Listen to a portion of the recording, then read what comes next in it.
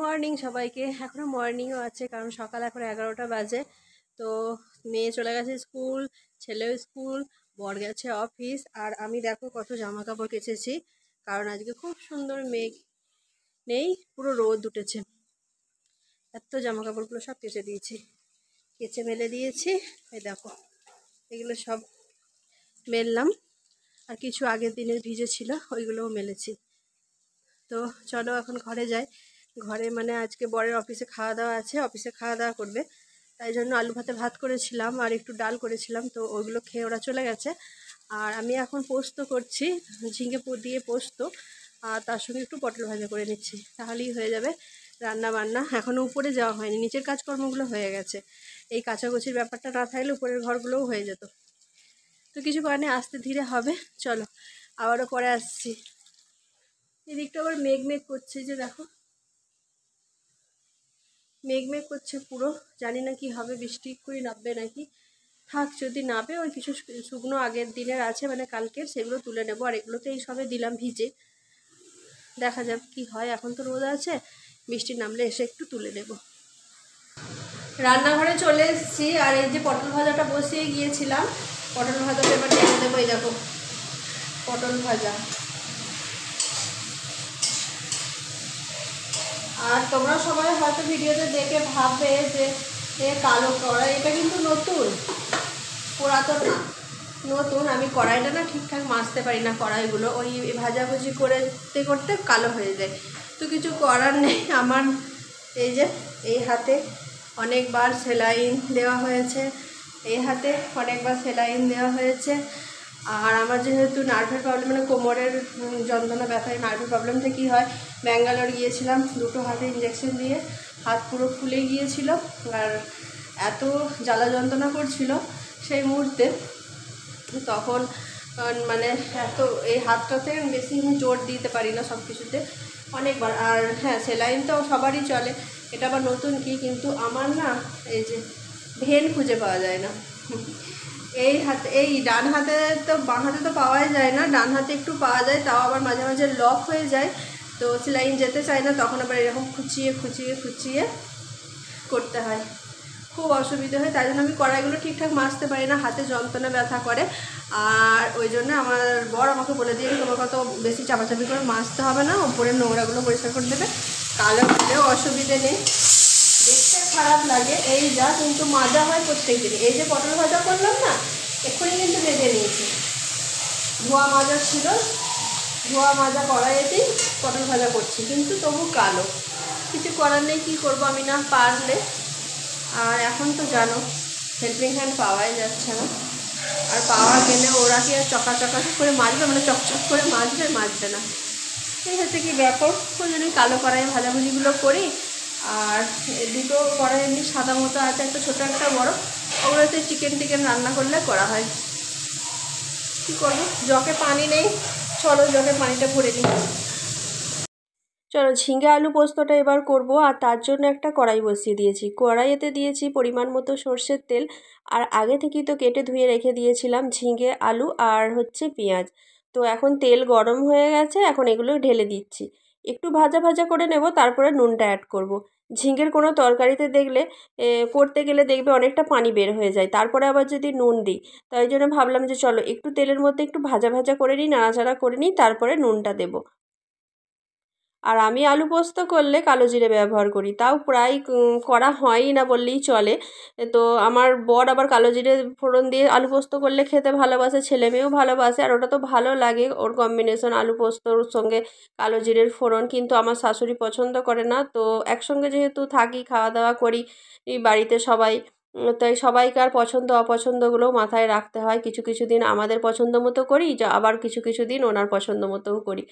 তো আজকে বাড়িতে পোস্ত আর হচ্ছে জিরে আমি একসঙ্গে বাটি, শিল নোড়াই, কিন্তু তাড়াহুড়ো কাজের ব্যস্ততায় আমি আজকে মিক্সার গ্রাইন্ডারেই পোস্তটা বাটবো, তাই জন্য গুঁড়ো জিরে আর একটু লঙ্কা গুঁড়ো ব্যবহার করেছি। হ্যাঁ, আমি সবসময় কাঁচা লঙ্কাই ব্যবহার করি পোস্ততে, কিন্তু আজকে আমার বাড়িতে কাঁচা লঙ্কা নেই, তাই জন্য আমি গুঁড়ো লঙ্কাই দিতে হলো বাধ্য হয়ে, একটু না সামান্য দিলে হয়ও না আবার। তো এখানে অনেকটা পরিমাণই পোস্ত নিয়ে নেব। আর আমি এইভাবে না আগে জানতাম না যে মিক্সারে কি বলবো পোস্ত বাটা হয়, সর্ষে বাটা হয়। আমাকে একটা দিদি শিখিয়ে দিয়েছে, হয়ে গেল অনেক দিন, 4 বছর 5 বছর হয়ে গেল শিখে গেছি। তো এইভাবে নাকি শুকনো ঘোরালে খুব সুন্দর বাটা হয়, কিন্তু পানি দিলে হবে না। তো দিদির কথা মতোই এখন ওই যেদিন কাজের তাড়া থাকে সেদিন ওই মিক্সারেতেই আমি পোস্ত সর্ষে যেগুলো যেদিন ব্যবহার করি বেটে নিই। কিন্তু দেখবে শিলনোড়ার মতন টেস্ট হয় না, সেটা একটা আলাদা টেস্ট শিলনোড়ায় বাটাটা। তো এদিকে চলো পোস্তটা তো বেটে নিয়েছি, আর এদিকে নাড়াচাড়া করতে করতে দেখো একটুও পানি দিইনি, কত পানি বেরিয়েছে। আর এতে সামান্য একটু পানি দিতে হবে, তা না হলে আলুটা সিদ্ধ হবে না, ঝিঙে সিদ্ধ হয়ে গেলেও। তো সামান্য একটু পানি দিয়ে দেবো। অনেকক্ষণ ধরেই তো কষাচ্ছি, ওই মশলা দিয়ে গুঁড়ো মশলার গন্ধও এতক্ষণ চলে গেছে। অল্প একটু সামান্য পানি দেবো, আর ফুটে গেলে নামাবার সময় পোস্ত দিয়ে নামিয়ে নেব। তো পানি দিয়ে এখন ঢেকে রেখে দিই। আর সকালে তো বর অফিস গেছে, ছেলে মেয়ে স্কুল গেছে, অনেক তারপরে রান্না বান্নার কাজের জিনিস নিয়ে অনেক কিছুই ধোয়ার বাকি ছিল। তো চলো এই থালাগুলো এখন ধুয়ে নিই, ধুয়ে রেখে দিই। আর যত কাজ দেখবে রান্না করতে করতে কাজ এগিয়ে যাবে ততই ভালো হবে, কারণ নিজেরই সুবিধা। এরপরও আমার অনেক কাজ আছে, তারপরে গোসল করা, তারপরে খাওয়া দাওয়া।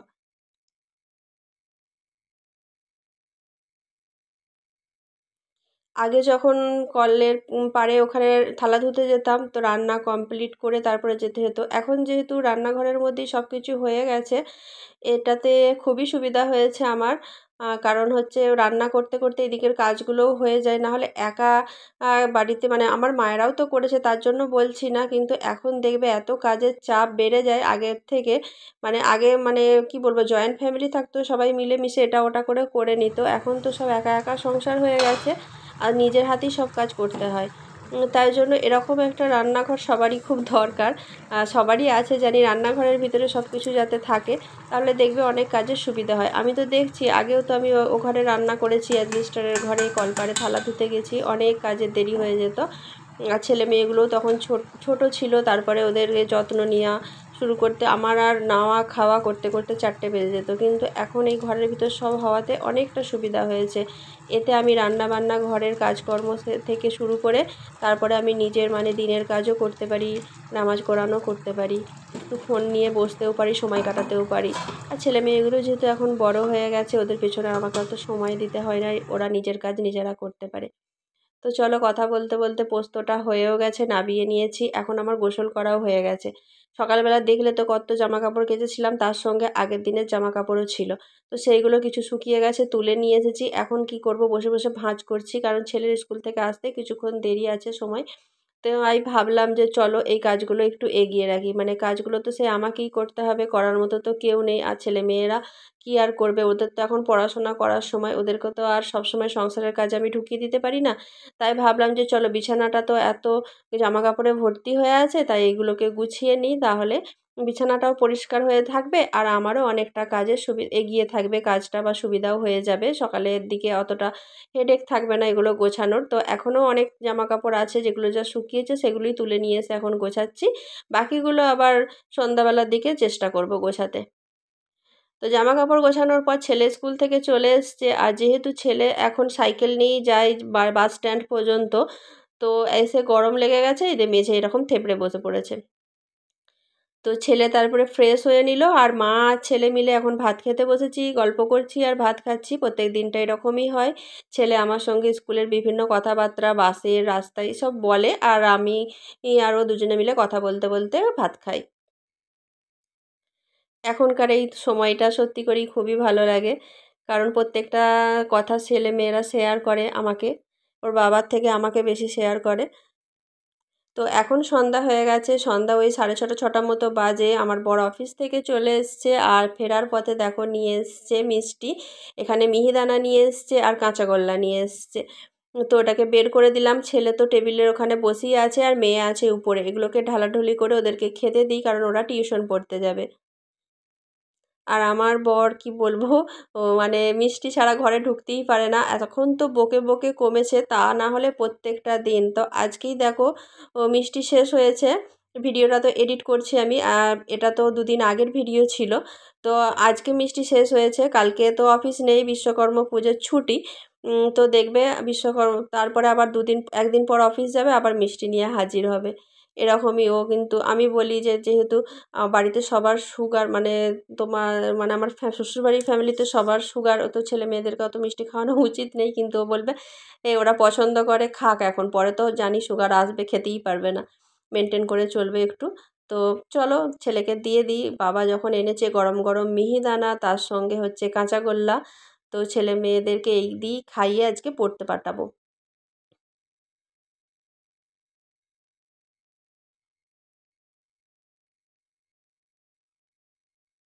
বাবারা এরকমই হয়। আমরা যখন ছোট ছিলাম, যতই হেলদি হয়ে যায় না কেন, আমার বাবাও এরকম মিষ্টি আনতে মানে মানা করলেও শুনতো না, বলতো ঠিক হয়ে যাবে পরে। তারপরে ওরা তো পড়তে চলে গেল, আমি উপরে এসেছি, কিছু জামা কাপড় আলমারিতে ঢোকাবার ছিল আমার বরের, তো এগুলোকে গুছিয়ে উপরে নিয়ে এসেছি আয়রন করে। এখন ওর জায়গায় ওরগুলো ঢুকিয়ে দেবো, আর আমার জায়গায় আমারগুলো ঢুকিয়ে দেবো। 3 পাল্লা আলমারি যেটা কেনা হয়েছে, এটাতে এখন আমরা দুজনেই জামা কাপড় রাখি, মানে আমার আর ওর বাবার থাকে, আর পুরনো যেটাতে থাকে ওটাতে ছেলে মেয়ের থাকে। তো পরে আবার অ্যাডজাস্ট করে নেবো, ওদেরকে এটা আমাদেরটা দিয়ে দেবো 3 পাল্লাটা, আমরা পুরোনোটা নিয়ে নেবো। এখন এটাতেই এখন রাখা হচ্ছে আর কি। তো ভিডিওটা কেমন লাগলো অবশ্যই তোমরা কমেন্ট করে জানাবে। ভিডিও ভালো লাগলে like share comment and subscribe করে পাশে থাকবে। যারা পেজ থেকে দেখছো, ফেসবুক পেজ থেকে, পেজটা অবশ্যই ফলো করে দিয়ে পাশে থাকবে। সবাই সুস্থ থাকবে, ভালো থাকবে, সাবধানে থাকবে, পরিবারের সকলকে নিয়ে খুব খুব খুব ভালো থাকবে, আর আমার পাশে থাকবে। ভিডিওটা যদি খুব ভালো লেগে থাকে, আবারও বলছি, সাবস্ক্রাইব করে দিয়ে পাশে থাকবে, ভালোবাসা দেবে।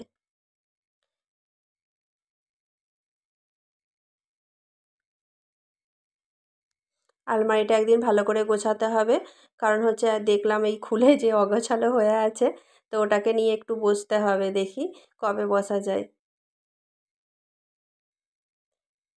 তো তোমাদের সঙ্গে পরের আবার একটা নতুন ভিডিওয়ে দেখা হবে। এখনকার মতন খুদা হাফেজ, টাটা।